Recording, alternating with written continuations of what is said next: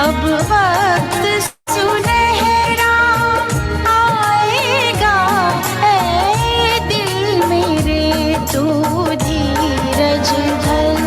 अब वक्त सुनहरा आएगा, गम की ये रात खत्म होगी, सुख भरा सवेरा पाएगा।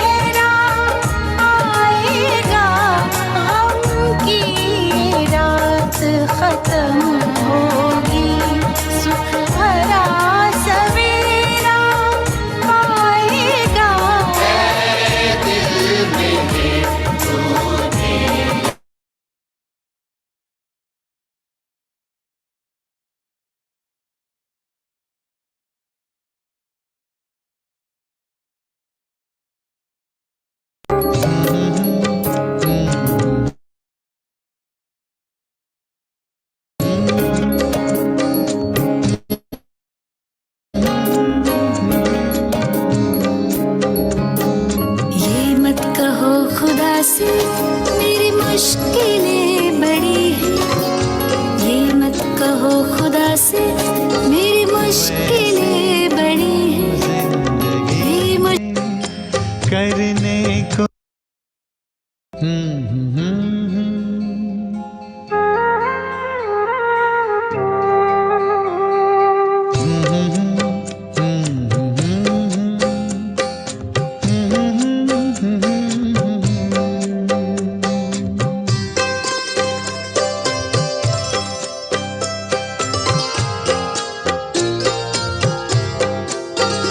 वैसे तो जिंदगी में करने को बहुत कुछ है, वैसे तो जिंदगी में करने को बहुत कुछ है।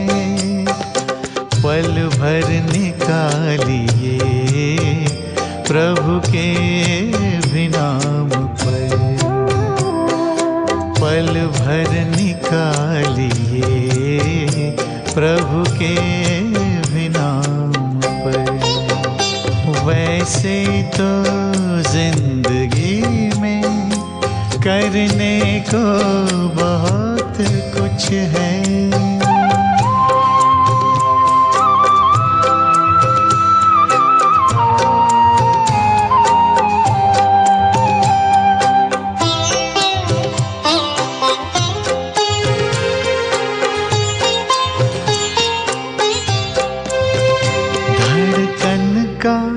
जब तलक है सीने में सिलसिला, धड़कन का जब तलक है सीने में सिलसिला, प्राणों का चल रहा है जब तक ये काफिला।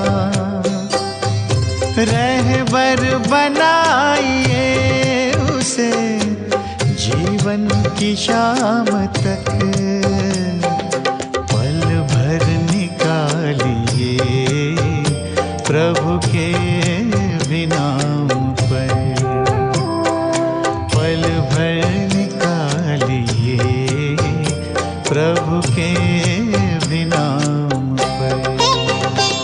वैसे तो जिंदगी में करने को बहुत कुछ है।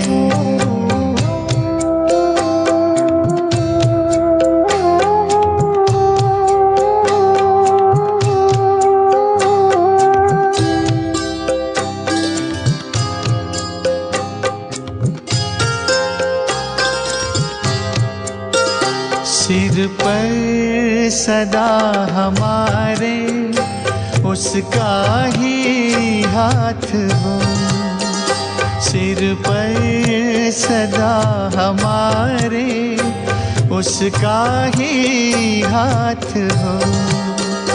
सुख दुख हो रात दिन हो, हर पल ही साथ हो। ऐसा न हो कि याद करें उसको काम पर, पल भर निकालिए प्रभु के भी नाम पर, पल भर निकालिए प्रभु के भी नाम पर। वैसे तो जिंदगी में करने को बहुत कुछ है।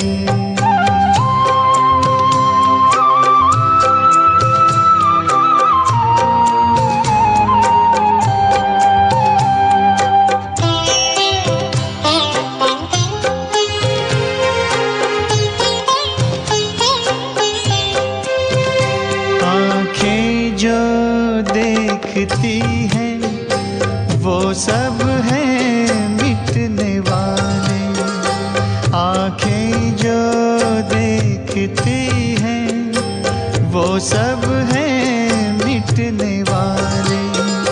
चलना है निज वतन जहाँ के प्रभु हैं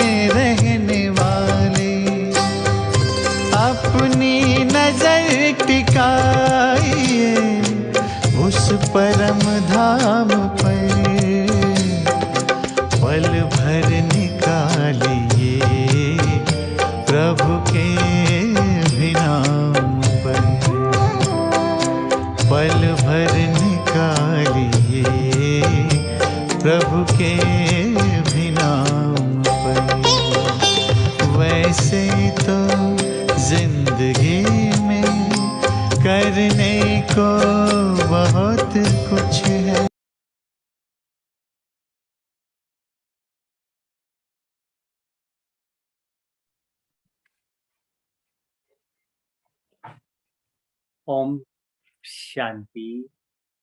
आज का समय बहुत सुंदर समय है। आप सभी दिव्य फरिश्तों का इस राजयोग मेडिटेशन सेशन में हार्दिक स्वागत है, सत्कार है, अभिनंदन है।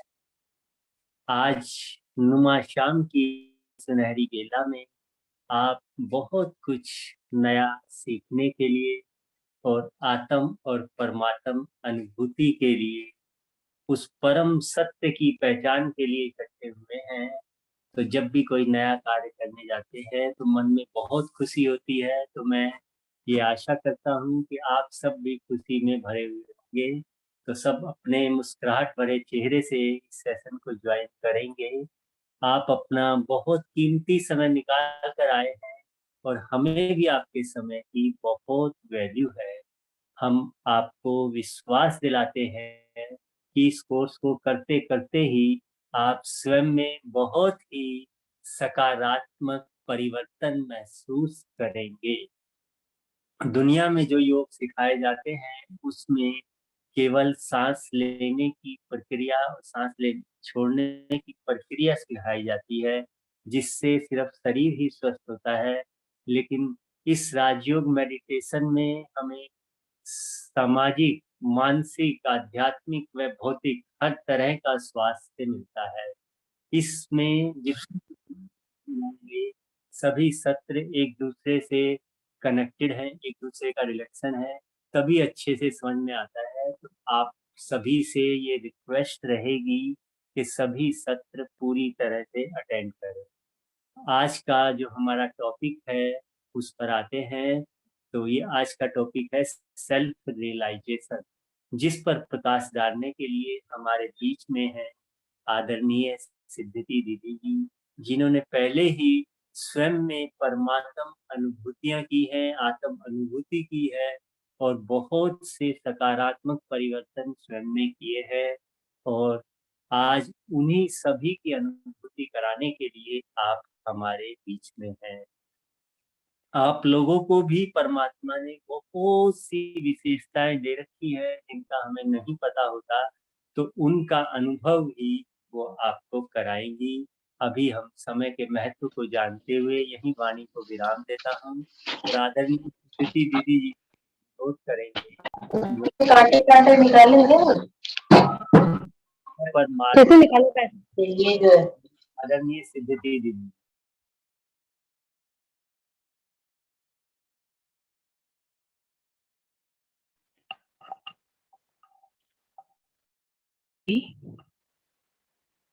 आज के सत्र की शुरुआत एक स्टोरी से करेंगे।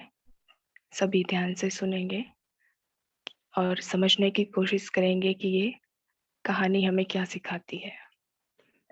एक गांव में एक बार बहुत ही भयंकर बाढ़ आती है।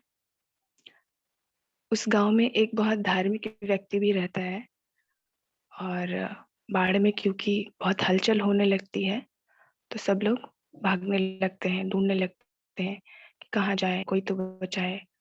तो बचाने वाले आते हैं, नाव पर सबको लेकर के जाते हैं। सेफ्टी गार्ड जो होते हैं सभी उनको लेकर के जाते हैं। पर जो धार्मिक व्यक्ति होता है वो कहता है कि मैंने तो भगवान की इतनी पूजा की है, इतनी ज्यादा तपस्या की है, भगवान को अब तक कितने ज्यादा चढ़ाए हैं चढ़ावे, वो जब तक मुझे लेने नहीं बचाने आएगा, लेने नहीं आएगा तब तक मैं नहीं जाऊंगा। वही बैठा रहता है व्यक्ति, जो धार्मिक व्यक्ति होता है। फिर कुछ देर बाद बाहर से दूर से देखते हैं लोग कि एक तो रह गया व्यक्ति वहां गांव में, इतनी जोर से बाढ़ आई हुई है, पानी सब कुछ बहा जा रहा है। तो अभी क्या करे, सब लोग, एक बोट आती है, वो भाई को बोलती है कि चलिए आप भी आ जाइए, पार करा देते हैं भाई बाढ़ में, देखिए सभी ने अब तो पार कर लिया है। तो वो कहता है नहीं, मैं किसी का इंतजार कर रहा हूँ, आप जाइए।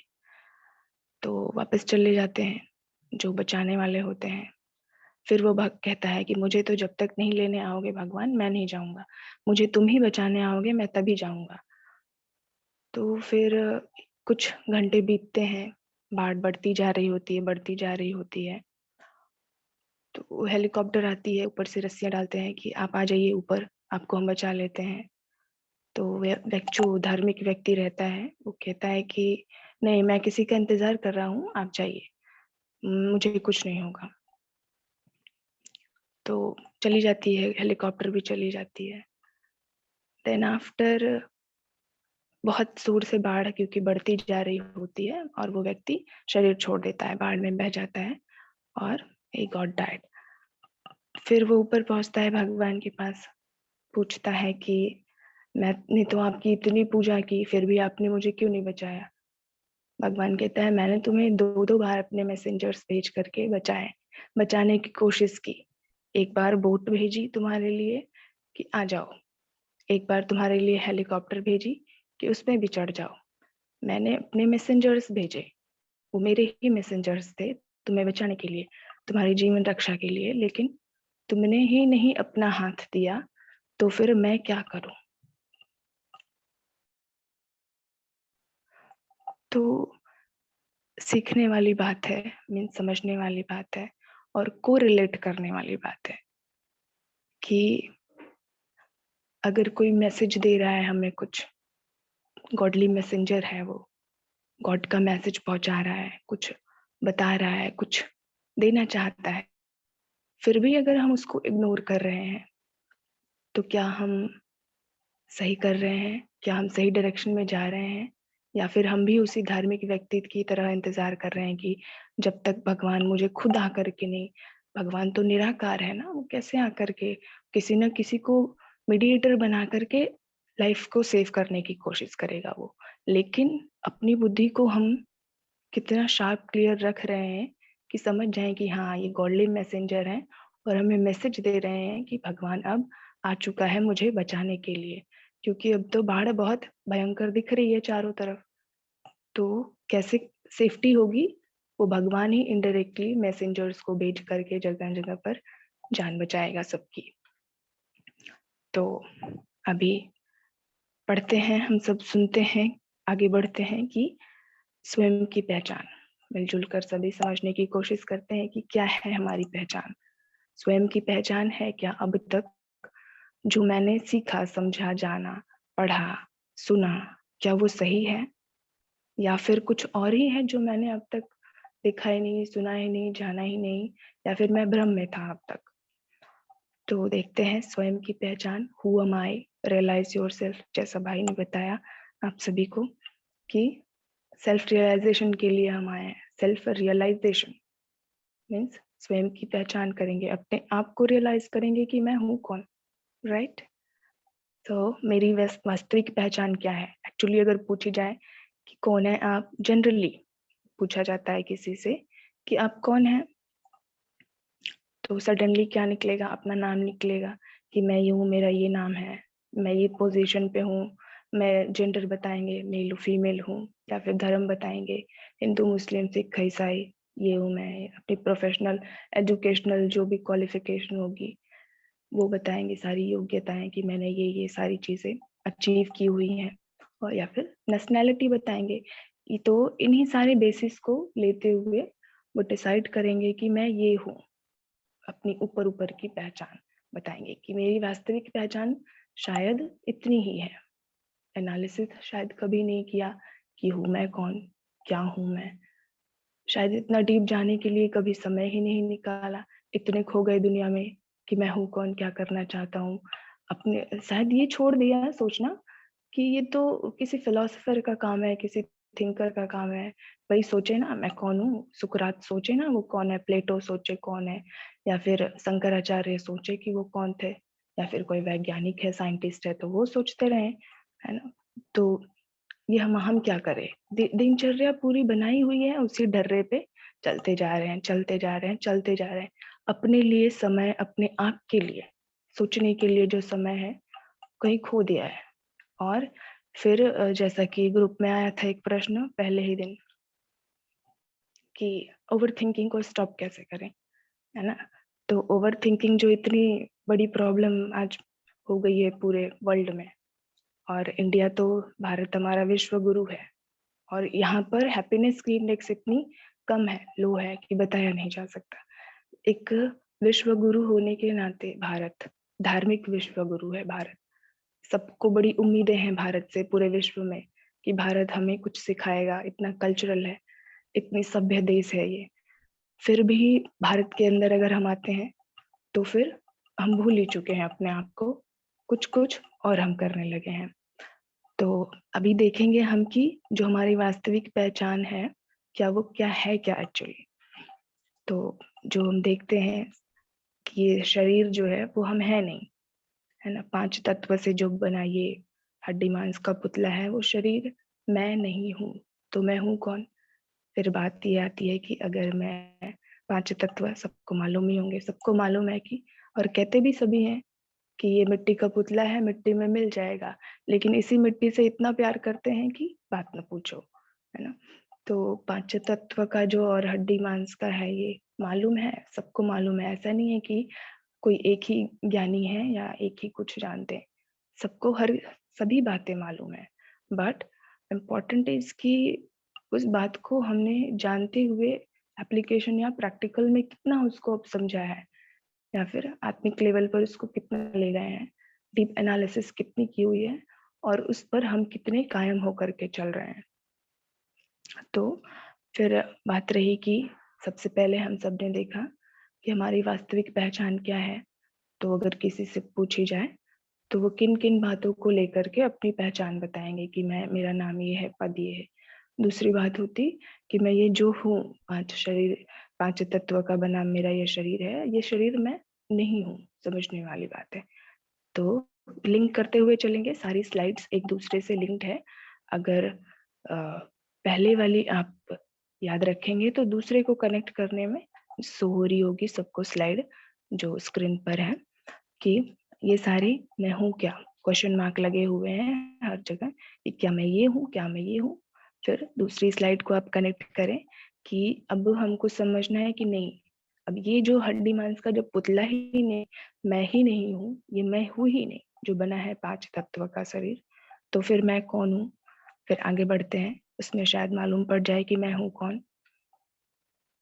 तो बात आती है कि आप एक आत्मा है, एक सूक्ष्म ज्योतिर्बिंदु में, जो मस्तिष्क में हाइपोथैलेमस और पिट्यूटरी ग्लैंड के बीच में स्थित होता है। तो बात कईयों के मन में उठेगी ना ये प्रश्न कि मैं क्यों मान लूं कि मैं एक आत्मा हूँ, रूह हूँ, सोल हूँ।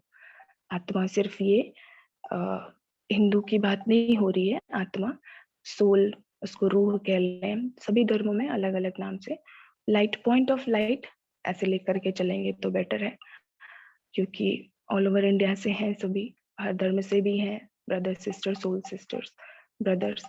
तो सबके लिए है ये ना, just not only for the Hindus, सबके लिए है ये।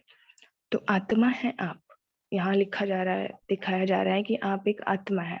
हाइपोथैलेमस ग्लैंड क्या होती है, पिट्यूटरी ग्लैंड क्या होती है? ये हाइपोथैलेमस जैसे 4 ब्रेन होती है, ब्रेन की पार्ट होती है ना 3, 4 brain, mid brain, hind brain होती है। तो जो हाइपोथैलेमस होती है ना ग्लैंड, वो शरीर के बॉडी टेम्परेचर को, तापमान को, भूख लगती है, प्यास लगती है, या फिर स्लीप वेक साइकिल जो हमारी होती है, दिनचर्या सेटिंग होती है ना, कितने बजे उठते हैं, कितने बजे सोते हैं, तो ये जो पूरी साइकिल होती है वो हाइपोथैलेमस ग्लैंड कंट्रोल करती है। देन पिट्यूटरी ग्लैंड जो होती है, वो उसको मास्टर ग्लैंड भी कहते हैं, पूरे शरीर की एक तरह से मास्टर होती है। वहां से ही जो नर्व्स निकलती हैं वो पूरे शरीर में जो भी सिग्नल्स होते हैं कैच करके बताती हैं, हर जगह रिफ्लेक्स एक्शन, जो भी एक्शन करने होते हैं फैलाती है। तो देखा गया है कि जो ब्रेन होती है वो इम्पोर्टेंट, बहुत ही मोस्ट इम्पोर्टेंट पार्ट है शरीर का पूरे। तो डेफिनेटली अगर हमारी पूरी दिनचर्या या फिर पूरी लाइफ ही, बचपन से लेकर के, जन्म से लेकर के ही, तो अगर हमारी चल रही है, जो भी एक्टिविटी चल रही है, कहते हैं ना दिमाग लगाओ, सोचो क्या करना है, आईक्यू हमारे होती है, एनालिसिस की जाती है इनकी आईक्यू कितनी है। तो फिर उस बेसिस पर देखा जाए तो हमें बहुत सारी चीजें मालूम पड़ती है कि अगर आत्मा कहीं होनी चाहिए तो ब्रेन में ही, मीन्स मस्तिष्क में ही कहीं होनी चाहिए। तो इसका जो मेन लोकेशन है आत्मा का, वो हाइपोथैलेमस और पिट्यूटरी के बीच में है जस्ट। अभी आपको आगे वाली जो स्लाइड दिखाई जाएगी, शायद उसमें कुछ क्लियर हो जाए कि आत्मा दोनों आईब्रोज जहाँ होती है, शिवानी दीदी को तो सबने ही सुना होगा, है ना। यहाँ पे जितने भी आए होंगे डेफिनेटली शिवानी दीदी को सुना होगा और उनकी कमेंट्रीज भी की होगी, सुनी होगी।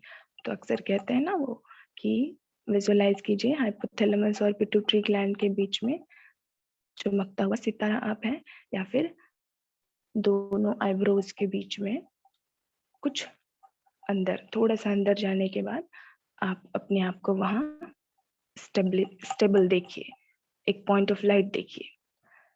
तो यहाँ से जैसे दोनों आईब्रोज के बीच में फोकस, जहाँ बिंदी लगाते हैं माताएं, जहाँ बिंदी लगाते हैं या टीका लगाया जाता है, तो वहां पर आत्मा का लोकेशन वो दिया जाता है। इस रीति से वो पॉइंट किया जाता है, हाईलाइट किया जाता है कि मैं आत्मा हूँ।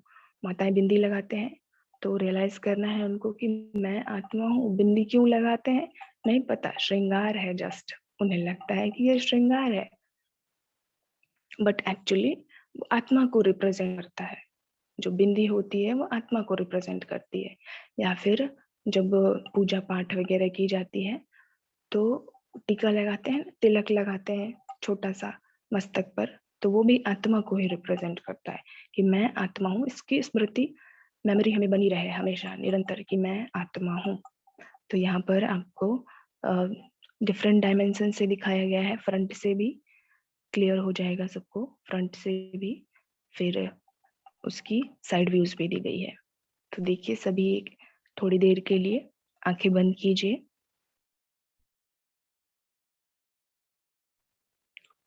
सभी आंखें बंद कीजिए थोड़ी देर के लिए, 1 मिनट के लिए। फोकस कीजिए दोनों आईब्रोज के बीच में।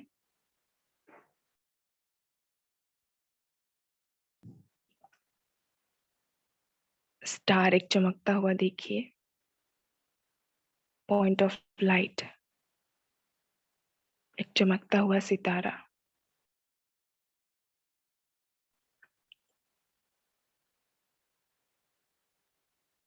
यही मैं हूं।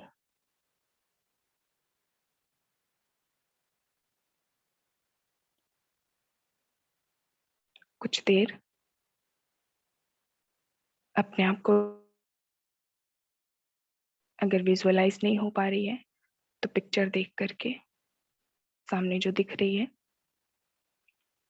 वैसा ही अनुभव करें अपने को।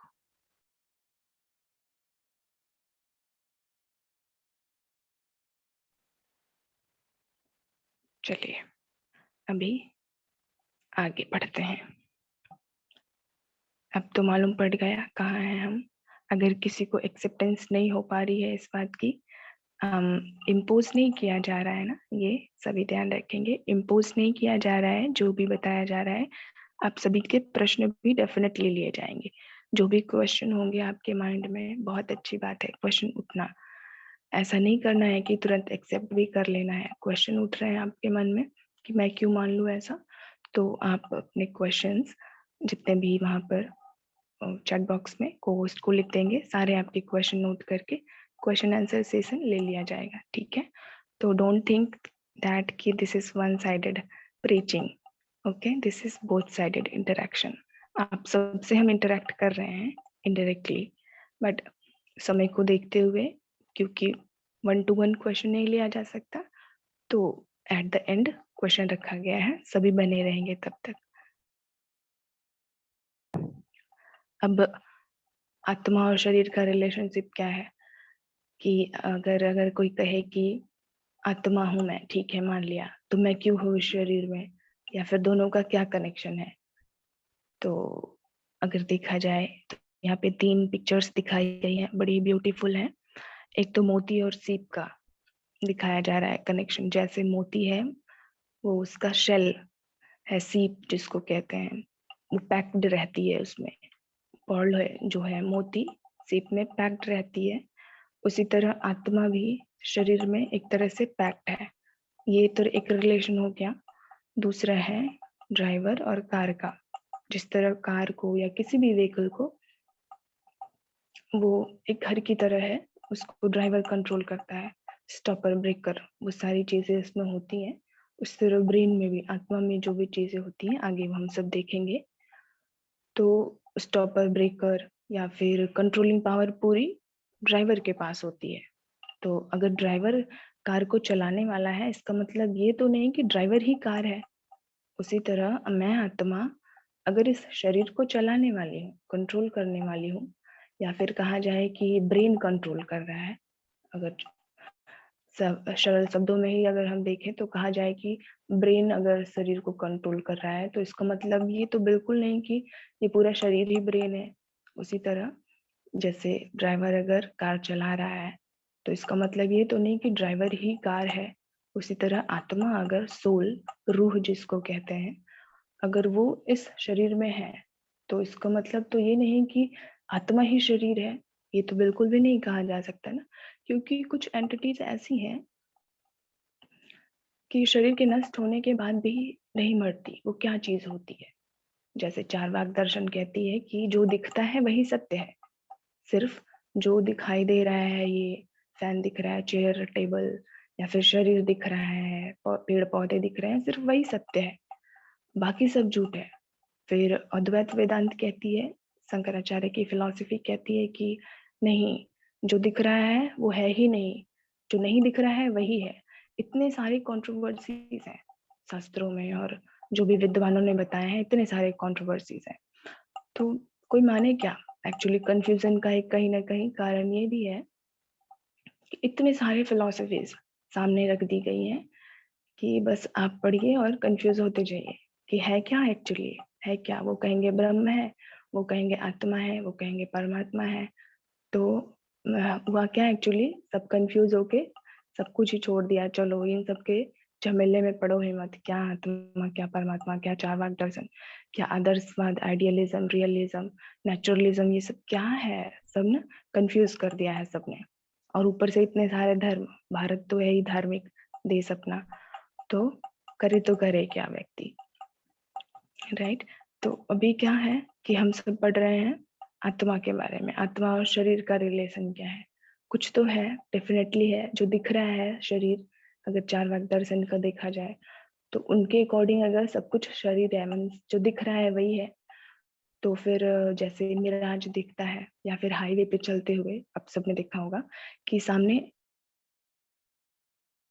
लेकिन वो होता तो नहीं है ना एक्चुअली। या फिर रेगिस्तान में जिसको मिराज कहते हैं, तो बहुत दूर जाकर के रेगिस्तान में लगता है कि वहां पर पानी है, लेकिन होता तो नहीं है। तो जब आंखें ही हमारी सत्य नहीं है, मीन्स जो आंखों से दिख रहा है वही सत्य नहीं है, तो फिर हम कैसे कह सकते हैं कि जो दिखाई दे रहा है वही सिर्फ सत्य है? या फिर मरने के बाद क्या वो रह जाती है चीज है, क्या वो रह जाता है जिसकी हम तलाश कर रहे होते हैं? चैतन्य महाप्रभु, जितने भी हुए धार्मिक जो आंदोलन, अगर किसी ने पढ़ा होगा, तो जिन्होंने भी भक्ति मार्ग में खोजा है भगवान को, या फिर जहाँ से स्टार्टिंग हुई, तो उन्होंने सबसे पहले यही ढूंढना शुरू किया कि मैं कौन हूँ, मैं क्या करने आया हूँ। उपनिषद जो इतने सारे लिखे गए हैं, उन्होंने कितने ज्यादा शास्त्रार्थ करके इतनी सारी चीजें ढूंढी, और अल्टीमेटली उनकी क्या गोल थी? ढूंढना कि मैं हूँ कौन, मैं कौन हूँ, हुआ माई, और मैं कर क्या कर रहा हूँ धरती पर। तो दर्शन तो बहुत काफी डीप है, उसमें नहीं जाएंगे, बट आते हैं मेन टॉपिक पर कि हम सब क्या पढ़ रहे हैं। आत्मा अविनाशी है, तो कैसे मान ले कि आत्मा अविनाशी है?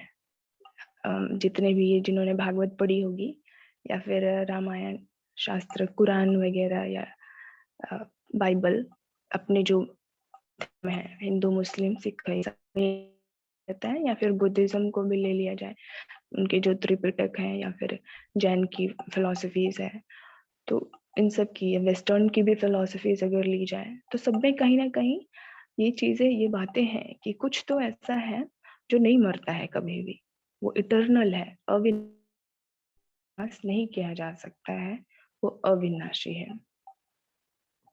तो आत्मा सबको मालूम होगा यहाँ पर, डेफिनेटली। हम नहीं ये कह सकते कि किसी को नहीं मालूम हुआ, सभी ज्ञानी यहाँ बैठे हुए हैं। सुना होगा, कभी ना कभी जरूर सुना होगा कि आत्मा अविनाशी है। और जिन्होंने गीता पढ़ी होगी उन्होंने तो डेफिनेटली। तो आत्मा अविनाशी है। कैसे अविनाशी है आत्मा? उसको कहते हैं आग जला नहीं सकती, उसको तीर या तलवार काट नहीं सकती, हवा उसको कहीं भी उड़ा कर ले नहीं जा सकती, या फिर जल भी उसको बहा नहीं सकता। तो उसको कोई भी कुछ नहीं कर सकता। भागवत में जो कृष्ण ने अर्जुन को ये शिक्षा दी थी, है ना, कि तुम लड़ाई करना स्टार्ट करो, लेकिन और डरो मत। आत्मा तो अजर अमर अविनाशी है, उसको कोई नहीं मार सकता, मरता तो शरीर है। तो डेफिनेटली ये बिल्कुल सही बात है कि आत्मा अजर अमर अविनाशी है। मीन्स अगर देखें हम कि अगर शरीर मरने के बाद सब कुछ एंड हो जाता है, सब कुछ अगर खत्म हो जाता है, तो फिर ये कैसे चल रही है पूरी कंटिन्यूटी जो है साइकिल अर्थ पर चल। आत्माओं की जो रिसर्च चलती है हिप्नोथेरेज्म में चलती है, या फिर जो ब्रेन साइंटिस्ट होते हैं वो भी उन्होंने बहुत सारे रिसर्चेस की कि शरीर को नियर डेथ एक्सपीरियंसेस जो होते हैं, कि जिसको ओबीई कहते हैं, तो और पुनर्जन्म के जो फिलॉसफीज है, सबको मालूम होगा पुनर्जन्म तो होते ही है डेफिनेटली। तो कौन लेता है पुनर्जन्म अगर ये शरीर मर जाता है? तो कुछ तो ऐसा होगा जो कभी नहीं मरता है और फिर वही नेक्स्ट जन्म में जाता है। तो जैसे ब्रेन साइंटिस्ट जो होते हैं उन्होंने ब्रेन पर काफी रिसर्च की, और जो हिप्नोथेरेपिस्ट होते हैं जो हिप्नोटाइज करके पिछले जन्मों में ले जाते हैं कि आप क्या थे, तो वहां से भी मालूम पड़ता है कि हाँ ये तो कुछ कुछ और थे पिछले 10 जो जन्म पीछे था उनका, या 20 जन्म पीछे था उनका। तो मालूम पड़ा कि हाँ कुछ सारी मेमोरीज फीडेड है इनके अंदर में, लेकिन रिसेंटली अगर अगर हिप्नोथेरेज्म से वो बाहर निकल के आते हैं जब, तो वो भूल जाते हैं वो सारी चीजें। हमारा एक हम मनुष्य जाति का पूरा एक बहुत अच्छा गुण मतलब दिया गया है प्रकृति द्वारा कि भूलने की शक्ति, कि हम अपने पिछले जन्मों को भूल जाते हैं। ये बड़ा ही सुंदर प्रकृति का नियम है। अदरवाइज अगर पिछले जन्मों को याद करते हुए याद रहे, स्मृति में रहे हमेशा, तो इतने जन्म लिए हम सब ने, आत्मा ने इतने शरीर चेंज किए हुए हैं कि फिर वो कंफ्यूज हो जाएगी ना आत्मा कि करे तो करे क्या। तो अभी आत्मा कि आत्मा अविनाशी क्यों है और उसके अभी क्या गुण हैं, शक्तियां हैं, और फिर कैसे वो कंट्रोल करती है पूरे शरीर को। तो आत्मा शरीर का मालिक है, जैसे कार या फिर किसी व्हीकल का ड्राइवर होता है मालिक, उसी तरह मालिक है आत्मा इस शरीर का। और वो कर्म इंद्रियां जो होती हैं, 5 इंद्रियां हैं, आंखें, कान, नाक, जीवा और स्किन, त्वचा, या फिर हैंड्स भी कह सकते हैं, बट स्किन है, ठीक है। तो आंखों को कंट्रोल करती है आत्मा, कानों को कंट्रोल करती है, कानों से सुनती है, आंखों से कौन देख रहा है? आत्मा। जब कोई मृत पड़ा रहता है तो वो क्यों नहीं देखते हुए, अगर आंखें तो खुली रहती है उसकी, लेकिन वो देख नहीं रहता है, देख नहीं हो रहा होता है व्यक्ति, उसकी आंखें बंद कर दी जाती हैं, तो वो कुछ भी सुन नहीं रहा होता है आसपास क्या हो रहा है। उसकी शरीर पड़ी हुई है लेकिन आंखें खुली होते हुए भी वो कुछ देख नहीं पा रहा है, ना कुछ सुन पा रहा है, ना कुछ स्मेल कर पा रहा है, ना कुछ टेस्ट कर पा रहा है। उनको पानी पिलाया जाता है, जो जो शरीर छोड़ देते हैं कोई, तो उनको लिटाया जाता है, तो एंड में उनको पानी भी पिलाया जाता है। लेकिन क्या उनको उससे कोई फर्क पड़ता है? कुछ भी फर्क नहीं पड़ता है। डेफिनेटली सबको मालूम है कि वो सिर्फ गंगा जल, आई थिंक पानी नहीं गंगा जल पिलाया जाता है, फिर कुछ फर्क नहीं पड़ता उनको उससे। या फिर शरीर को काट भी दो ना टुकड़े टुकड़े में, डेड बॉडी जो होती है, आत्मा जब शरीर छोड़ देती है तो भी उनको कुछ फर्क नहीं पड़ता है। क्यों नहीं पड़ता है? क्योंकि मालिक तो निकल गया रथ में से, और अब क्या वो बन गई?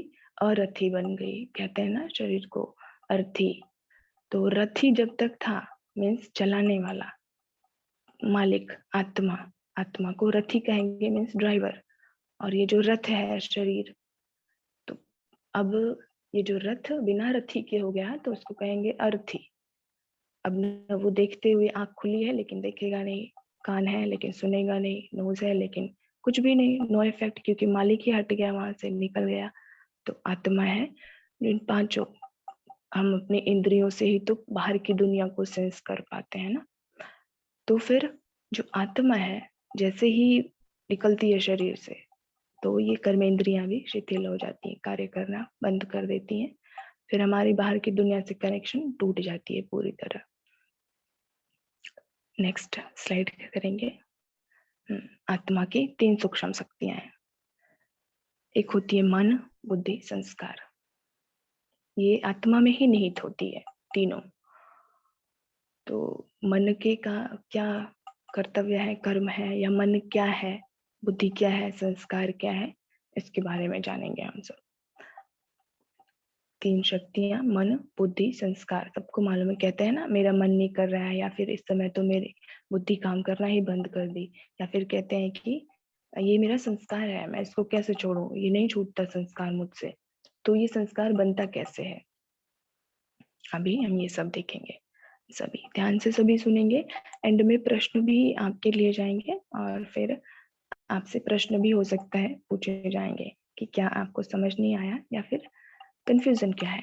ठीक है, तो ये बहुत ही ब्यूटीफुल जो सेशन स्टार्ट हुआ है, 7 डेज आप सबके लिए किया गया है, वो समझने के लिए खुद को ही अगर एकांत में होकर के, शांत में होकर के सुनेंगे, तो शायद कुछ ना कुछ टचिंग परमात्मा के थ्रू, गॉड के थ्रू, अल्लाह के थ्रू आप सबको मिल ही जाएगी। ठीक है, तो मन क्या होती है? मन, माइंड जिसको कहते हैं, विचार करने की शक्ति, पावर टू थिंक, क्या सोचना है, क्या सोच रहे हैं। अभी आया था ना क्वेश्चन, ओवर थिंकिंग स्टॉप कैसे करें। तो कितनी बड़ी प्रॉब्लम है ओवर थिंकिंग, उस पर आगे हम सब बात करेंगे। लेकिन थिंकिंग, विचार करना एक हमारी नेचुरल नेचर है, फैकल्टी है। एक किसी भी व्यक्ति के शरीर के जो मस्तिष्क है, उसके 2 योग्यताएं होती हैं। एक तो होती है इनहिबिटरी फैकल्टी, एक होती है फैसिलिटेटरी फैकल्टी। मीन्स एक हम इनहिबिट करते हैं कि नहीं अब मुझे नहीं करना है, ये भी एक शक्ति होती है। और एक होता है मुझे करना है, ये भी एक शक्ति होती है, फैकल्टी है ये माइंड की, ब्रेन की। तो विचार को रोकने की भी हमारी शक्ति है, ऑटोमेटिकली दी हुई है नेचर में। और विचार करने की भी, उस पर ब्रेक लगाने की भी हमारी शक्ति है, ऑटोमेटिकली है। लेकिन शायद हम भूल चुके हैं, वो जो घोड़ा है उसको छोड़ दिया है, बस चलते जा रहा है, चलते जा रहा है, चलते जा रहा है। तो थिंकिंग को स्टॉप नहीं करनी है हमें, या फिर जो ओवर थिंकिंग हो रही है ना, वैसे ओवर थिंकिंग कुछ होती नहीं है, कोई से स्पेशली इसको नाम दे दिया गया है, इसकी ओवर थिंकिंग कर रहे हैं, ये तो एक बीमारी है। लेकिन ओवर थिंकिंग देखे तो दार्शनिक लोग भी तो करते हैं, आध्यात्मिक लोग भी तो करते हैं, लेकिन उनकी जो थिंकिंग होती है वो चिंतन कहलाती है। कि ये चिंतन, मनन और अपने आप में ही सोच रहे हैं, जो कभी भी होता है वो भी तो, उसको भी तो ओवर थिंकिंग करनी पड़ती है। ओवर थिंकिंग कोई बीमारी नहीं है, लेकिन क्वालिटी क्या है थिंक करने की, विचार करने की क्वालिटी है क्या? जो मन कंटिन्यूअसली चल रहा है, सोच रहा है, सोच रहा है, सोच रहा है, स्टॉप तो किया नहीं जा सकता, क्योंकि ये फैकल्टी है, ब्रेन की फैकल्टी है, आत्मा की ये शक्ति है। अभी पीछे हम सब ने पढ़ा कि आत्मा की जो 3 सूक्ष्म शक्तियां हैं, एक है मन, बुद्धि, संस्कार।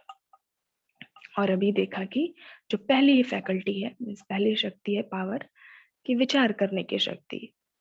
तो विचार करना ये नेचुरल नेचर है, ह्यूमन की नेचुरल। अब एनिमल्स तो हम है नहीं कि चुपचाप जो मिला घास खा करके बैठ गए। तो चिंतनशील है ना, मनुष्य चिंतनशील होता है, उसको कॉन्टेम्पलेशन की पावर होती है। तो ओवर थिंकिंग करना बुरी बात नहीं है, मीन्स वो सोच क्या रहा है, क्वालिटी क्या है उसकी थिंकिंग की, इट डिपेंड्स।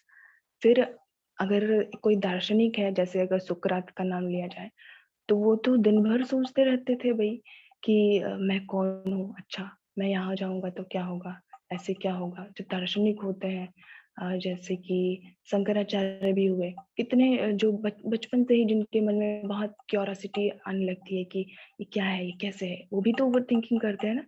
न्यूटन है, जैसे ग्रेविटेशन का लॉ जिन्होंने दिया है, इतनी फिजिक्स सारी जिन्होंने, साइंटिस्ट जो हुए हैं, वो भी तो सोचते रहते हैं ना, लेकिन वो क्या सोचते हैं, वो तो थकते नहीं सोचते हुए, उनको तो नहीं लगता कि ये मेरी बीमारी है। तो फिर मन जो हमारा विचार करते जा रहा है, करते जा रहा है, वो हमें क्वालिटी को अपने चेंज करना है कि जो विचार मैं कर रही हूँ, मन की कॉल जो शक्ति है, एक शक्ति है विचार करने की है, वो नेचुरल है, रोक नहीं सकते। इसलिए बस उसमें हमें ये ध्यान रखना है कि मुझे सोचना क्या है, अपनी थिंकिंग को चेंज करना है। अभी बुद्धि पे आते हैं कि बुद्धि क्या करती है। तो मन जो कुछ भी विचार करता है, अब वो ट्रांसफर हो जाती है बुद्धि के पास। तीनों मन बुद्धि संस्कार याद करते हुए चलेंगे सभी, तो भूलेंगे नहीं, बहुत क्लैरिटी स्पष्ट होती जाएगी कि मन ने जो विचार किया अब बुद्धि के पास वो ट्रांसफर कर देगा कि आप डिसाइड करो ये सही है या गलत है। हर एक को, जितने भी आत्माएं यहाँ पर हैं, जितने भी यहाँ पर सभी हैं रूहानी, तो मालूम है कि क्या सही है क्या गलत है। किसी से कुछ भी किसी को पूछने की जरूरत नहीं होती है ना। हर एक आत्मा को मालूम है कि ये सही है ये गलत है। मन जब भी विचार करता है वो बुद्धि के पास ट्रांसफर कर देता है कि तुम डिसाइड करो सही है कि गलत है। तो बुद्धि निर्णय करने की शक्ति होती है कि बुद्धि से हम डिसाइड करते हैं इतनी सारी चीजें जो लिखी हुई है, निर्णय करना, विश्लेषण करना, फिर चुनना कि हाँ ये ठीक है, मैं पॉजिटिव को आगे जाने दूंगी, तो पॉजिटिव आगे जाता है। कोई सोचते हैं कि मैं नेगेटिव को आगे जाने दूंगा, ये डिसाइड करते हैं, निर्णय करते हैं। जैसे अब किसी को मर्डर करना है किसी का, उसको मालूम है कि ये गलत है, विचार आया कि मुझे जाकर के मर्डर करना है, तो विचार क्रिएट हुआ, बुद्धि ने अब क्या डिसाइड किया, एक बार तो रोका कि नहीं ये तो रॉन्ग है, लेकिन डिसाइड किया कि नहीं मुझे करना है, तो निर्णय कर लिया बुद्धि ने गलत। अब क्या होगा उसका रिजल्ट, वो जाने। तो क्या क्या होते हैं बुद्धि के कार्य क्या क्या होते हैं। एक तो निर्णय करना, विश्लेषण करना, चुनना और अनुमान लगाना, समझना, अंडरस्टैंडिंग जो होती है हमारी, वो भी बुद्धि करती है। देन डिफरेंस क्रिएट करना, अंतर करना, फिर पहचानना, ये सारे जो कार्य हैं वो बुद्धि करती है। और जो मेनली होता है बुद्धि का कार्य वो है decide, power to take decisions, निर्णय करने की शक्ति। चलिए नेक्स्ट आगे संस्कार देखते हैं कैसे बनते हैं। तो मन बुद्धि संस्कार, तीसरे पे आ गए हम सब। मन ने विचार किया, बुद्धि ने उसको डिसाइड किया कि अब मुझे ये करना है। जैसे अगर किसी ने डिसाइड किया, आप सभी यहाँ पर आए हैं, तो पहले विचार किया होगा ना, सबने विचार किया कि क्यों जाना है मुझे, तो फिर आया होगा कि ठीक है चलते हैं, कुछ ना कुछ तो सुनने को मिलेगा ही, या फिर किसी ने कहा है, या फिर शिवानी दीदी को सुना हुआ है, या ब्रह्मा कुमारी इसका नाम सुना हुआ है कि हाँ ठीक है अच्छा ज्ञान है, चलो सुन लेते हैं। फिर बुद्धि ने डिसाइड किया होगा, मन ने विचार किया, बुद्धि ने डिसाइड किया कि चलना है, चलो क्लास में चलते हैं। फिर अब आए यहाँ पर जो कुछ भी सुनाया जा रहा है, तो अब धीरे धीरे वो सुन करके जैसे जैसे अपने अंदर में समाते जाएंगे, तो वो धीरे धीरे संस्कारों में आता जाएगा। या फिर अगर सिंपली इसको देखा जाए तो फिर ये ऐसे हो सकता है कि रोज रोज ना, जो भक्ति मार्ग में होते हैं, भक्ति करते हैं, पूजा अर्चना करते हैं, परमात्मा को याद करते हैं प्यार से, तो भक्तों को भी देखा होगा मंदिर में सुबह सुबह उठ के घंटियां बजाने लगते हैं। तो वो उनके संस्कार बन गए हैं उस रीति से कि अब बार बार एक ही चीज को रिपीट करेंगे, जब बार बार रिपीट करते जाएंगे, तो वो संस्कारों में हमारे आ जाएंगे, वो नेचुरल नेचर बन जाएगी हमारी।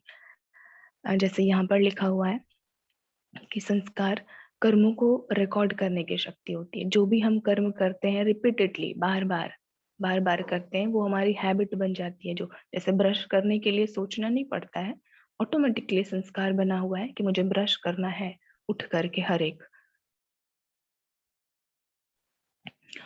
तो बार बार कर्म किया, बचपन से ही सिखाया गया ब्रश करो, स्नान करो, तो वो कर्म हमारे रिकॉर्ड होते गए और इम्प्रेशन, डीप इम्प्रेशन पड़ता गया आत्मा में, डीप छाप, उसकी गहराई से छाप पड़ती गई, तो वो हमारा संस्कार बनता गया। और संस्कार कई सारे बेसिस पर बनते हैं, जैसे कि हमारे पिछले जन्म क्या थे, हमारे माता पिता, जो इनहेरिटेंस जिसको कहते हैं जेनेटिकली उसके बेसिस पर भी संस्कार आते हैं। फिर हमारा एनवायरनमेंट कैसा है, हमारा संग कैसा है, हम कैसे लोगों के संगति में रह रहे हैं, उसके ऊपर भी डिपेंड करता है हमारे संस्कार बनना। और होता है कि प्रेजेंट में हम कर्म क्या कर रहे हैं। अगर हमारे कर्म करने योग्य नहीं है, जो अगर हम वो किए जा रहे हैं, तो फिर हमारे संस्कार वैसे बनेंगे। अगर हम अच्छे कर्म कर रहे हैं तो हमारे अच्छे संस्कार बनेंगे। सारे हैं धरती पर मनुष्य ही, मानव जाति ही है, लेकिन सब हर एक कोई एक दूसरे से भिन्न है, डिफरेंट है। इवन दो ट्विंस भी जो होते हैं, उनके भी संस्कार मैच नहीं करते हैं।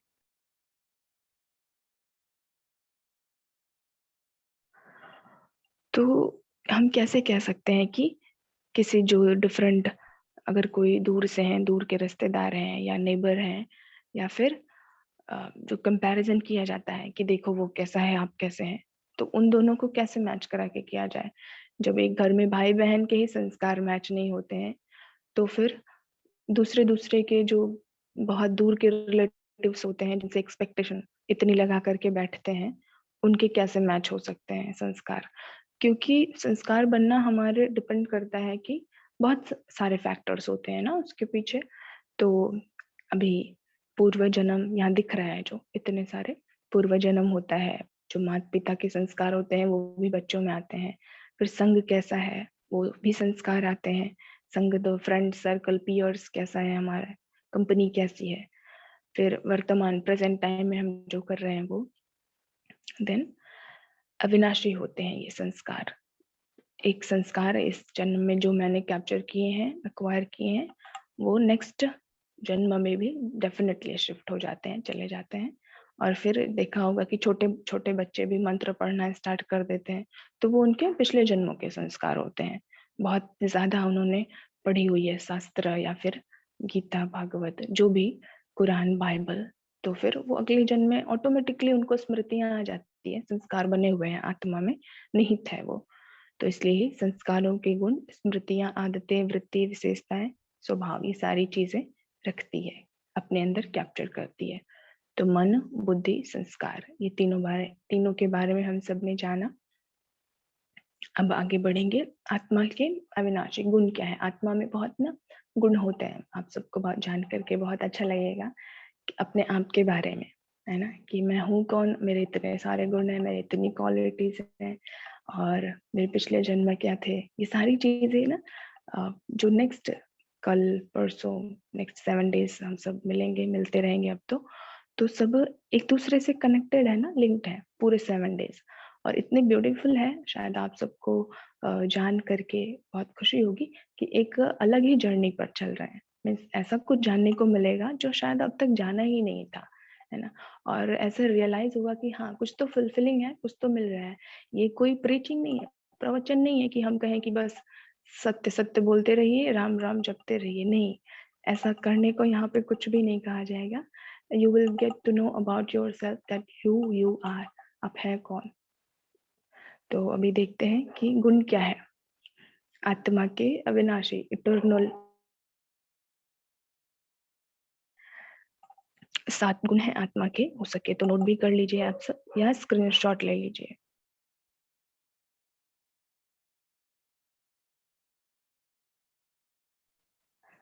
पहला है आनंद। आत्मा आनंद स्वरूप है। उपनिषद जिन्होंने पढ़ी होगी यहाँ पर, तो बहुत अच्छी उसमें एक है, आई थिंक कठोपनिषद में, आनंद के बारे में, कि आनंद क्या है, सुख क्या है, और खुशी क्या है, ये तीनों पर फोकस किया गया है। तो बहुत अच्छा है वो। हो सकेगा तो आने वाले सीरीज में बताएंगे आप सबको ये सारी बातें। वेल, आज तो 45 तक ही है मीटिंग, तो थोड़ा शॉर्ट में बताने की कोशिश करेंगे, फिर कल थोड़ा डिटेल में जाएंगे हम सब। तो क्या है आत्मा के गुण, क्या है जो अविनाशी है, जिसमें आत्मा टिकना चाहती है। वो होती है आनंद है, ज्ञान है। ज्ञान तो सबको चाहिए होता है ना, ज्ञान अच्छा लगता है सबको। अगर कोई ज्ञान की बातें करते हैं तो ऐसा नहीं है कि बुरा लगता है, सबको अच्छा लगता है, क्योंकि ये आत्मा की ओरिजिनल है, गुण है उसका, तो इसलिए उसको अच्छी लगती है। खुशी में आप 12 मास रह सकते हैं, आप जीवन भर खुशी में रह सकते हैं, लेकिन दुःख में आप 2 घंटे में ही परेशान हो जाएँगे। क्यों? क्योंकि दुःख हमारी नेचर है ही नहीं। हमारी नेचर तो है सुखी से, आनंद से रहना, खुश रहना। तो खुश रहना हमारे लिए सिंपल है। लेकिन आज की जो चल रही है एनवायरनमेंट, उसमें तो क्या नेचुरल बन गया है सबको मालूम है। उसको ही ओवरकम करने के लिए यहाँ पर आए हैं सभी।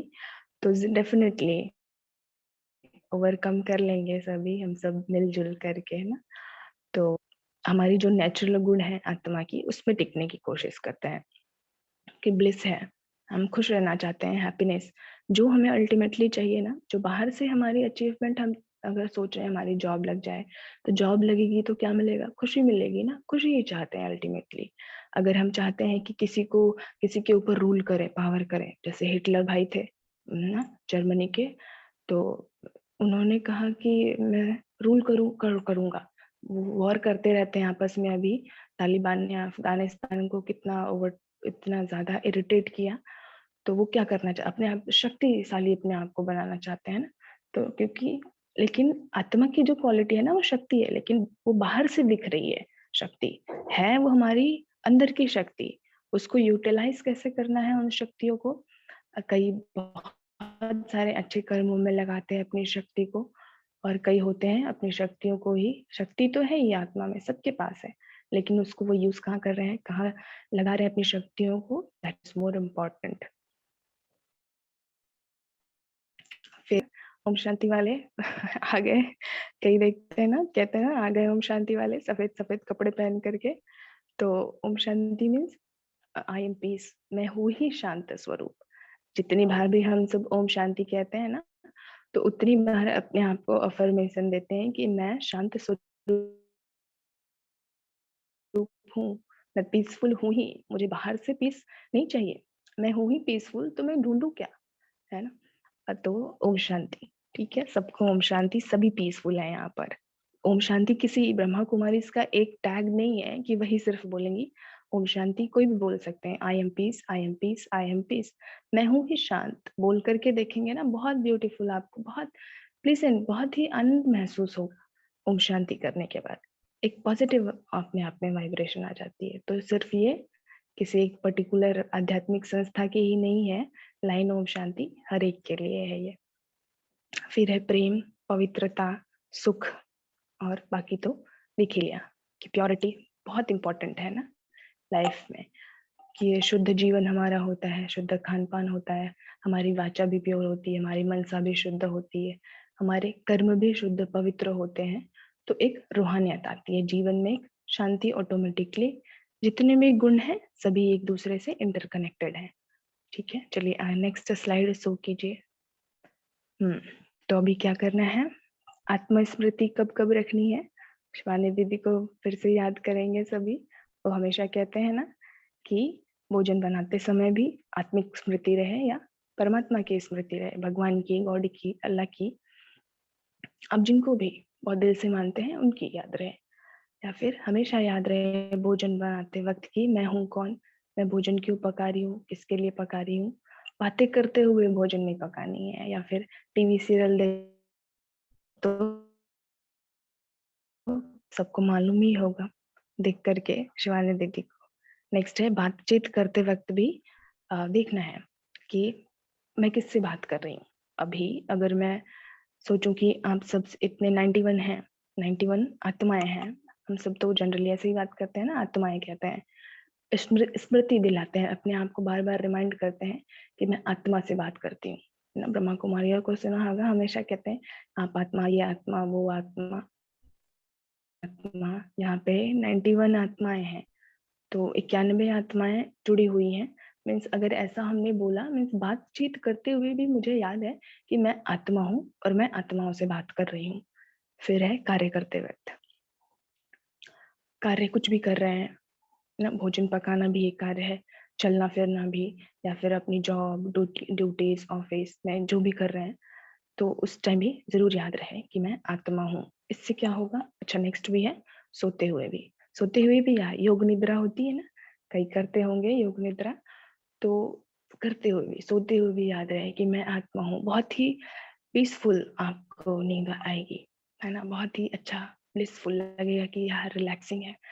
दुनिया भर की झंझटें, जितने भी झमेले हैं, उन सबको एक साइड रख करके 5 मिनट, ऐसा कहा जाता है कि 5 मिनट आत्मस्मृति में हो करके कि मैं हूँ कौन?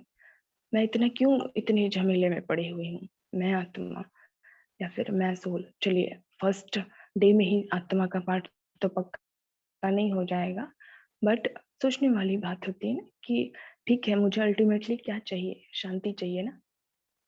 जो कुछ भी मैंने अपने आप को इधर-उधर इतना फँसा लिया हुआ है, कुछ भी मुझे जो मेरी वांटिंग है, जो मुझे चाहिए, तो फिर अल्टीमेटली उसको ढूँढना है ना कि मुझे इन सातों जो बातें बताई गई, पिछला स्लाइड शो करेंगे नीता बहन। नेक्स्ट 7 गुणों की, हाँ, ये जो सातों बातें लिखी हुई हैं, आत्मा के जो 7 गुण हैं, इसको सभी नोट कर लीजिए और फिर देखिएगा, चेक कीजिएगा लिस्ट बना करके कि अगर मैं कुछ चाहती हूँ, तो मैं आत्मा मीन्स या फिर चाहता हूँ या चाहती हूँ, तो फिर इन सातों में से अल्टीमेटली वो किस पर जा करके रुकता है?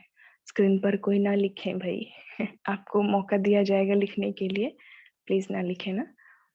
तो जो आपको हमेशा याद दिलाना है, आज चेक करना है, समय निकाल करके ज़रूर ना धीरे-धीरे अपने आप को इन सब बातों में थोड़ा इन्वॉल्व करेंगे तो अच्छा रहेगा। लाइफ एक ब्यूटीफुल जर्नी पे चलने लगेगी। अदरवाइज़ सिर्फ सुनेंगे तो सुनते तो अब तक बहुत कुछ आए हैं, तो परिवर्तन हुआ कि नहीं हुआ दैट इज़ नॉट इम्पोर्टेंट, लेकिन अब ज़रूर करना है। स्टोरी सुनाई ना मैसेंजर की, गॉडली मैसेंजर की। अब एक नई जर्नी पर चल रहे हैं हम सब, तो ये सातों जो गुण हैं नोट कर लीजिएगा आप सभी और सारी स्लाइड्स ग्रुप में शेयर कर दी जाएंगी ताकि आप रिवाइज कर लें उसको। फिर नेक्स्ट स्लाइड शो कीजिएगा। आत्मस्मृति रखनी है। अल्टीमेटली करना क्या है? परिवर्तित करना है, अपने आप को चेंज करना है।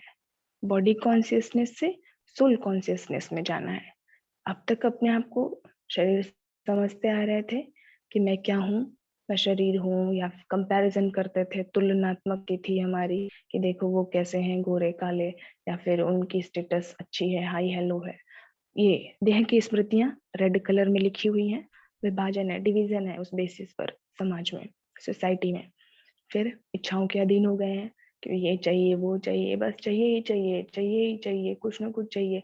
ये इरिटेटिंग हो जाता है जब चाहिए चाहिए का इच्छाओं की अंत नहीं होती ना जीवन में कि चाहिए चाहिए चाहिए, तो फिर फ्रस्ट्रेशन और वो 7 जो गुण हमने बताए, आप सबने देखे, उससे दूर हो जाएंगे। जितनी इच्छा रहेगी ना, उतना ही दूर आत्मिक स्मृति से जाते रहेंगे। फिर है मृत्यु का भय होता है। ये तो सबको सबसे बड़ा डर, और जीवन का सबसे बड़ा सत्य तो यही है कि मृत्यु मृत्यु है क्या? अभी हम सब ने पढ़ा आत्मा अविनाशी है, और अगर मृत्यु से डर रहे हैं तो मर कौन रहा है? शरीर। तो भागवत गीता पढ़ के मिला क्या? जो अब भी पढ़ने के बाद भी कि आत्मा अविनाशी है, अजर है, अमर है, लेकिन फिर भी मौत से कईयों से हम मिले तो मालूम पड़ा कि उनको डर लगती है मृत्यु से। तो फिर भगवत गीता उन्होंने पढ़ी हुई है, या कुरान या बाइबल उन्होंने पढ़ी हुई है, बड़े अच्छे दार्शनिक हैं वो व्यक्ति, जितने भी मिले, लेकिन उनको डर लगती है मृत्यु से। तो पढ़ करके मिला क्या? मीन्स अभी तक आपने ओवरकम नहीं किया इस फियर को, डेथ की फियर को, कि शरीर मरेगा कि मैं मरूंगी, मैं कौन, शरीर कौन, दोनों का कनेक्शन क्या है, वो सब भी हम सब ने देखा। तो जो इस देह की अगर बॉडी कॉन्शियसनेस में जी रहे हैं तो डेफिनेटली डर लगेगा मृत्यु से। अगर सोल कॉन्शियसनेस में जी रहे हैं तो वो ग्रीन कलर में लिखा हुआ है, एक्सेप्टेंस की भावना आएगी, हर एक को एक्सेप्ट करेंगे ना। ब्रह्मा कुमारी इसको देखा होगा, हर एक को बहुत प्यार से एक्सेप्ट करते हैं वो, चाहे उनकी कैसे भी, अगर नेगेटिव है तो भी, पॉजिटिव है तो भी, चाहे जो भी है, एक्सेप्टेंस भावना हर एक को एक्सेप्ट करते हुए चलते हैं, क्योंकि आत्मा की बहुत प्रैक्टिस कराई जाती है बॉडी कॉन्शियसनेस की, कि you are a soul, you are eternal soul. आप शरीर जो दिख रहा है वो हो ही नहीं। फिर है एकता, यूनिटी होती है अगर हम आत्मिक, क्योंकि भाई भाईचारा हो जाता है ना, सोल है, सभी धर्म के आत्माएं सोल हैं, तो एक पिता के सभी बच्चे हैं, तो यूनिटी हो जाती है हमारी। फिर कर्मेंद्रियों का मालिक, और लास्ट है कि अविनाशी होने की स्मृति, तो डेफिनेटली मृत्यु से जो भय है वो चल जाएगा। चलिए और भी लास्ट स्लाइड है, आई थिंक ये लास्ट स्लाइड है। ठीक है, जिनके प्रश्न है ना, बहुत अच्छी बात है, सबके प्रश्न लिए जाएंगे, हैंड रेज जिन्होंने किया है, बट अभी समय को ध्यान में रखते हुए आप अपने प्रश्न चैट बॉक्स में लिख दीजिए। फिर ग्रुप में डेफिनेटली आप ज्वाइंट है ना, वहाँ आपके प्रश्न दे दिए जाएंगे, या फिर कल अगर हुआ तो आपके प्रश्नों के उत्तर जरूर दे दिए जाएंगे। ठीक है, चलिए गीत प्ले कर देंगे, आत्मज्योति में गीत टिक जाएंगे, और जिनके प्रश्न हैं प्लीज वो लिख देना। आपके प्रश्नों का बहुत बहुत स्वागत।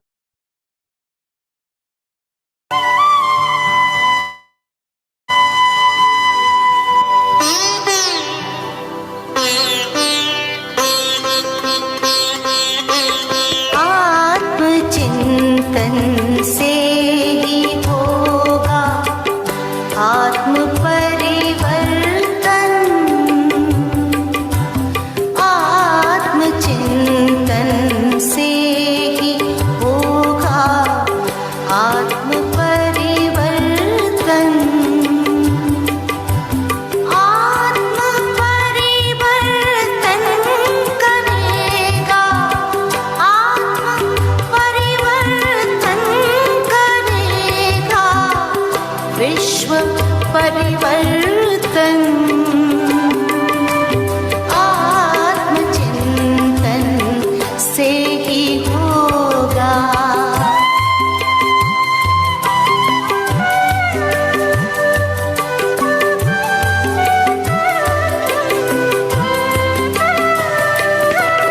विश्व के कल्याण हित कुछ एक पल को लीजिए, विश्व के कल्याण हित कुछ एक पल को लीजिए, शांत और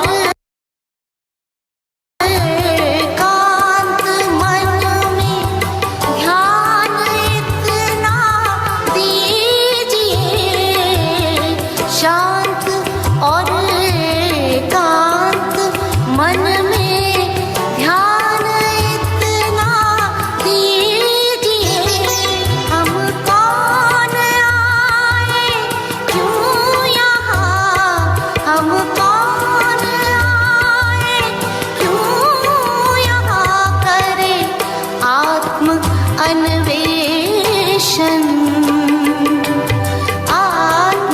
आत्मचिंतन से ही होगा आत्म परिवर्तन, आत्म परिवर्तन करेगा, आत्म परिवर्तन करेगा, विश्व परिवर्तन, आत्मचिंतन से ही होगा।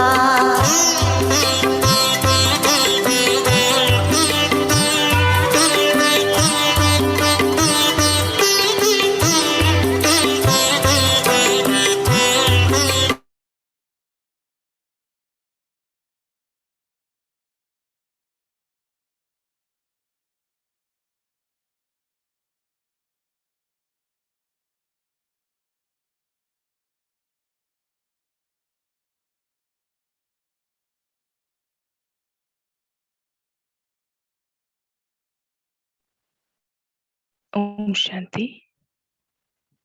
अभी कुछ 2-4 मिनट, किसी को कोई कुछ प्रश्न पूछना चाहते हैं तो ले सकते। द्रुति बहन, आप कुछ कहना चाहते हैं? मीन्स कोई प्रश्न है? जी दीदी जी, ओम शांति। ओम दीदी शांति। हाँ जी दीदी जी, मेरा प्रश्न नहीं है, बट आपने जो 4 या 5 स्लाइड ऐसे करके करी ना, तो मुझे ऐसा महसूस हुआ कि अंदर से ऐसी मतलब फीलिंग आई कि अगर आपने जो चौथी स्लाइड की ना कि हम बातचीत करते समय, शिवानी दीदी ने जो बताया है कि बातचीत करते समय, भोजन करते समय ये स्मृति रखनी है कि हम आत्मा है। और उनसे पहले आपने बताया कि गुणों का बारे में बताया, ठीक है, कि हमारा आत्मा में ये हमारा आत्मा के ये गुण है, ठीक है। तो मैंने ये दोनों को कनेक्ट किया कि बातचीत करते समय हम आत्मा है और साथ साथ में गुणों को भी कि ये आत्मा, ये भी शांत स्वरूप आत्मा है, मैं भी शांत स्वरूप आत्मा हूँ, ये भी प्रेम स्वरूप आत्मा है, मैं प्रेम स्वरूप आत्मा हूँ। ऐसा करके मैंने मतलब बस अंदर से फीलिंग आई। अरे वाह! बहुत सुंदर कनेक्ट कर लिया आपने श्रुति बहन, वेरी नाइस। और कोई कनेक्ट कर पाए थे या कुछ पूछना चाहते हैं? हेलो। हाँ जी। यस, अमिता बी बहन। सिस्टर, मेरा एक क्वेश्चन है कि हम इंडिविजुअल आइडेंटिटी को हमने अभी कहा और समझा कि हम एक आत्मा है। तो एक आत्मा को इतना प्रेम, इतना एक्सपेक्टेशंस या इतनी इच्छाएँ किसी और आत्मा से यानी किसी और इंसान से जिसको हम आत्मा बोलते हैं रहती हैं, और वो क्यों होता है और वो इतनी एक्सपेक्टेशंस क्यों बन जाती हैं, इतना प्रेम या फिर इतनी इच्छाएँ क्यों हम हर इंसान को बढ़ती हैं कि उनके बिना या उनके अलावा हमारी ज़िंदगी अधूरी लगती है, ऐसा क्यों है? बहुत ही सुंदर प्रश्न है आपका, वेरी नाइस, ब्यूटीफुल क्वेश्चन। तो सबसे पहले जैसा कि 7 गुण पढ़े ना, आत्मा में एक जो सबसे आत्मा की एक निहित गुण है प्रेम करना, है ना? लव, वो खुद से भी इतना ज़्यादा एक्चुअली आत्मा दूसरे से प्रेम नहीं करती है, वो अपने से ही प्रेम करती रहती है, इसलिए ही दूसरे के बिछड़ जाने का उसको डर है। अगर आप कहते हैं कि अगर वो चले जाएँगे, तो वो चले जाएँगे तो उनका क्या नहीं कहते हैं कोई, वो कहते हैं कि आप चले जाएँगे छोड़कर या आपने शरीर छोड़ दिया तो मेरा क्या होगा? This is self love, this is selfishness, है ना? जो आत्मा है ना, हर कोई अपने से ही प्रेम करता है। अगर उसको लग रहा हो कि दूसरे से प्रेम कर रहा है, तो वो धोखा है अपने आप को, मतलब एनालिसिस नहीं किया कि एक्चुअली में रियलिटी क्या है। आत्मा का प्रेम अपने से ही, स्वयं से ही है। अगर दूसरा कोई उसे छोड़ कर के जाता है तो मुझे दुःख होता है, मैं वो दुःख नहीं सहन कर सकती, इसलिए मैं उनको जाने नहीं देती। किसी से हमारी एक्सपेक्टेशन इसलिए होती है कि मुझे उससे खुशी मिल रही है, मैं हैप्पीनेस फील कर रही हूँ इसलिए मैं उनसे एक्सपेक्ट कर रही हूँ। इससे कोई मैटर नहीं कि वो खुश हो रहे हैं कि नहीं हो रहे हैं, उनके प्रेज़ेंट होने से, उनके रहने से, उनका जो भी हमारे जीवन में योगदान है ना? उनसे जो कुछ भी हमें मिल रहा है, तो उससे मुझे खुशी मिल रही है, उससे मुझे आनंद मिल रहा है, उससे मैं फ़ील कर रही हूँ कुछ अपने आप में शक्ति कर रही हूँ, इसलिए मुझे लग रहा है कि वो इम्पोर्टेंट है, इसलिए मुझे उनसे एक्सपेक्टेशन बढ़ जाती है। तो हर एक का ना एक आत्मा आती है ऊपर से और एक ही आत्मा अकेले ही ऊपर जाती है, ना किसी के साथ आती है, ना किसी के साथ जाती है। आत्मा अपने से ही स्वयं से ही प्रेम करती है। लेकिन क्योंकि वो अपना अपने आप को भूल चुकी है ना, भूल चुकी है कि मैं आत्मा हूँ, मेरे में ये सारे गुण हैं और मैं ही ये हूँ, इसलिए ही उसकी एक्सपेक्टेशन दूसरों से बढ़ जाती है कि ये मुझे अब कुछ कहें या फिर ये उनको लगता है कि ये दूसरे जो हैं वो मुझे बड़े प्रेम करते हैं। ऐसी बात नहीं है, वो खुद को प्रेम कर रहे होते हैं, इसलिए शो कर रहे होते हैं कि आपसे उनको कुछ मिल रहा है या फिर उनसे हमें कुछ मिल रहा है, राइट? तो इस बेसिस पर होता है आत्मा का एक्सपेक्टेशन, इस बेसिस पर डिपेंड नहीं करती है कि उनको क्या मिलेगा। एक्सपेक्टेशन इसलिए भी बढ़ जाती है क्योंकि आत्मा अपने आप को भूल चुकी है। बेसिकली जितनी भी प्रॉब्लम्स क्रिएट होती है ना लाइफ में, वो इसलिए ही है कि हम अपने आप को ही भूल चुके हैं कि मैं कौन हूँ, मेरे गुण क्या हैं, मेरे अंदर क्या शक्तियाँ हैं, मेरी पावर क्या है। वैसे आत्मा जो होती है अपने से प्रेम करती है और एक होता है परमात्मा, उससे प्रेम करती है। लेकिन क्योंकि परमात्मा का इंट्रोडक्शन नहीं है आत्मा को, कि है कौन एक्चुअली परमात्मा, जो कि कल या परसों की क्लास में बताया जाएगा, इसलिए वो आत्मा भाई जितने भी हम सब हैं धरती पर, वो दूसरों में ढूँढने लग जाती है। ये सारी विस्मृतियों का स्मृति-विस्मृति का खेल है। मीन्स जो हमारी मेमोरी में है, जो जितनी बातें हमें याद हैं, तो ठीक है, जो याद है तो ठीक है, जो हमें भूल चुके हैं तो फिर उसको हम भूल के बेसिस पर गलतियाँ करते जाते हैं, मिस्टेक्स करते जाते हैं। तो ये जो 7 डेज़ का बेसिक कोर्स कराया जाता है, इसमें एक्चुअली यही आज बताया गया है कि मैं कौन हूँ, मेरे गुण क्या हैं, इसमें स्थित कैसे होना है ना? जो भी राजयोगा मेडिटेशन प्रैक्टिशनर होते हैं, उनकी एक्सपेक्टेशन सारी खत्म हो जाती है दूसरों से। क्यों खत्म हो जाती है? क्योंकि वो समझ लेते हैं कि मैं कौन हूँ, मेरा कौन है और दूसरों को मुझे देना क्या है, दूसरे से मुझे लेना क्या है। ये सारी बातें क्लियर स्पष्ट हो जाती हैं सामने, स्मृति स्वरूप हो जाते हैं कि मैं आत्मा हूँ और मेरे ये गुण है, मेरी ये क्वालिटीज़ है, ठीक है? क्लियर हो हुआ होगा कुछ? चलिए अच्छा क्वेश्चन है और बाकी जो आगे की क्लासेस ली जाएँगी ना हाँ, आप कुछ कह रहे हैं? So beautifully you have explained. I'm so satisfied and thank you so much. I have joined and I'm listening it to you. And this is giving me so much of peace and happiness I could feel. So thank you. Shukriya. Thank you so much to you too, है ना?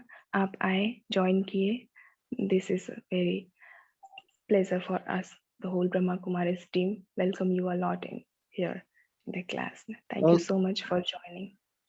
ओम शांति बहन। Om Shanti Akash bhai. बहन जो ये आत्मा की आपने 3 शक्ति रहे ना, मन, बुद्धि, संस्कार। तो जैसे हाँ जी। जो मन विचार करता है, सोचता है, तो उसको मतलब विचार जो होता है उसको स्टॉप कैसे होता है, वो मन का विचार और चिंतन? वो आत्मा ही करती है या कैसे? अच्छा, एग्ज़ैक्टली आप क्या पूछ रहे हैं कि आत्मा की जो 3 शक्तियाँ हैं, जी, मन, बुद्धि, संस्कार, उसमें से मन विचार कैसे करता है? जी, अच्छा, तो ये मन की एक्चुअली ऑटोमेटिकली फीडिंग होती है, जैसे सोल है, अगर रेडियो है, उसमें बहुत सारे चैनल्स होते हैं ना, जिस पे भी हम अगर घुमाएँगे, रोकेंगे फ्रीक्वेंसी जिस पर, तो वो ऑटोमेटिकली बजने लगता है। उसी तरह आत्मा की जो 3 गुण है ना, उसके डिस्ट्रीब्यूटेड है वर्क, वो ऑटोमेटिकली है, नेचुरली नेचर है। कुछ अलग से ऐड नहीं किया है, वो एंटिटी उसकी ऐसी ही है ही कि जो मन है हमारा, वो विचार करेगा, बुद्धि डिसाइड करेगी कि ये सही है या गलत है, फिर हमारे उस बेसिस पर संस्कार बन जाएँगे। जो मैडम ऐसे विचार करते हैं उसको स्टॉप कैसे होता है फिर वो? अच्छा, स्टोरेज करनी है आपको अपने विचारों की क्या? सभी तो नहीं, विचार नहीं। से सभी तो विचार से मुक्त होना चाहते हैं, नहीं, नहीं, शून्य का नहीं, नहीं, अभ्यास करते मैंने अभी जो हैं। कोर्स में मतलब ये कहा है ना कि मैं आत्मा मेरी आत्मा की 3 शक्ति है। तो ना कोर्स में मेरे को मेरे ख्याल ये भी बताया था कि आत्मा की 3 शक्ति है, मन, बुद्धि, संस्कार। तो जैसे मन सोचता है, बुद्धि निर्णय करती है, फिर संस्कार बनता है। जैसे मन सोचता है, तो उसको रोकने के लिए क्या करना चाहिए? मैं ये अच्छा, पूछ रहा हूँ। विचार को कैसे कंट्रोल करना है आप पूछ रहे हैं? एग्ज़ैक्टली जी। यही पूछना चाहते हैं आप मन में जो जी, विचार चल रहे हैं? यही पूछ रहे हैं कि रोकना कैसे? अच्छा, स्टॉप करना है, थिंकिंग को स्टॉप करना है आपको। एक्चुअली थिंकिंग को कभी भी स्टॉप किया नहीं जा सकता। अभी बताया था स्टार्टिंग में शायद आप जॉइन नहीं हो पाए थे उस टाइम, तो बताया था कि ये ग्रुप में भी प्रश्न आया था कि इवन जिन्हें लगता है कि उन्होंने अपने विचारों को रोक लिया है, तो भी उनसे अगर पूछा जाए कि आपको मालूम कैसे पड़ रहा है कि आप अपने विचारों को आपने अपने विचारों को रोक लिया है, स्टॉप कर लिया है? तो जो ये समझते हैं कि मैंने अपने विचारों को रोक लिया है, थिंकिंग को स्टॉप कर लिया है, अल्टीमेटली वो उस टाइम यही सोच रहे होती हैं कि मैंने अपने विचारों को रोक लिया है। तो ये नेचुरल नेचर है हमारी थिंकिंग की, एक पावर है, शक्ति है सोचने की, उसको स्टॉप नहीं किया जा सकता है। इसको कि मेरे साथ इतना गलत क्यों हो रहा है? मेरी लाइफ में तो हमेशा नेगेटिविटी रहती है, मैं तो इतना गरीब हूँ। ये सारी थिंकिंग एक तरह की है, इसको स्टॉप नहीं करना है, इसको चेंज करके पॉजिटिव कर देना है कि मैं तो कितना खुश हूँ, मेरे पास तो सब कुछ है, पॉजिटिव रह सकता हूँ। मेरे पास तो इतने शरीर के सारा मेरा फिट है। कइयों के पास तो पूरा शरीर का भी अंग भी कितने नहीं होते हैं कि मेरे तो आँखें हैं 2 कितना करोड़ थिंकिंग को चेंज करना होता है, राइट? थिंक को परिवर्तन किए जा सकते हैं, गलत से सही विचार और अगर हम मुझे विचार को रोकना है या कंट्रोल करना है या रूम में जाना है, ऐसी कभी सोचना नहीं चाहिए कि मैं एक शांत स्वरूप आत्मा हूँ, मैं एक शक्ति स्वरूप आत्मा हूँ। ये क्यों बार बार याद दिलाया जाता है कि जो हम सोच रहे हैं गलत गलत सोच रहे हैं, तो हम सही सही सोचने लग जाएं, अपने आप ही लाइट फील करेंगे। तो सोचना हमारा एक नेचुरल नेचर है, थिंक करना, उसको चेंज किया जा सकता है, स्टॉप नहीं किया जा सकता है। अगर जिनको लगता हो कि स्टॉप वो कर लिया है उन्होंने, तो उनको मालूम कैसे पड़ा कि उन्होंने स्टॉप किया है? अल्टीमेटली वो सोच ही रहे हैं ना ये कि मैंने स्टॉप कर लिया, तो स्टॉप नहीं किया जा सकता। राइट? Okay, clear? जी बहन, वन मोर क्वेश्चन, आत्मा की पावर क्या है? अच्छा, आत्मा की शक्तियां बताई तो आपने जॉइन लेट किया था क्या नहीं भाई? नहीं मैंने नहीं नहीं, पावर मतलब वही मन बुद्धि संस्कार। Okay okay sorry. ठीक है, स्टार्टिंग से सभी जॉइन करेंगे भाई, तो कंफ्यूजन नहीं होगी। सब कुछ बताया जा रहा है ना, इसलिए समय है पहले से ही ग्रुप में बताया गया है। बहुत ही सुंदर प्रश्न आपका था, थैंक यू। कोई एक प्रश्न पूछते हैं तो वहां पर जितने भी 40, 50 या 100 हैं, सबके प्रश्नों के उत्तर मिल जाते हैं। चलिए अभी समय को देखते हुए मीटिंग को यहीं एंड करेंगे, फिर कल आप सबको फिर से वेलकम है। सेकंड चैप्टर हम सब कवर करेंगे 1 आवर। चलिए ठीक है, ओम शांति।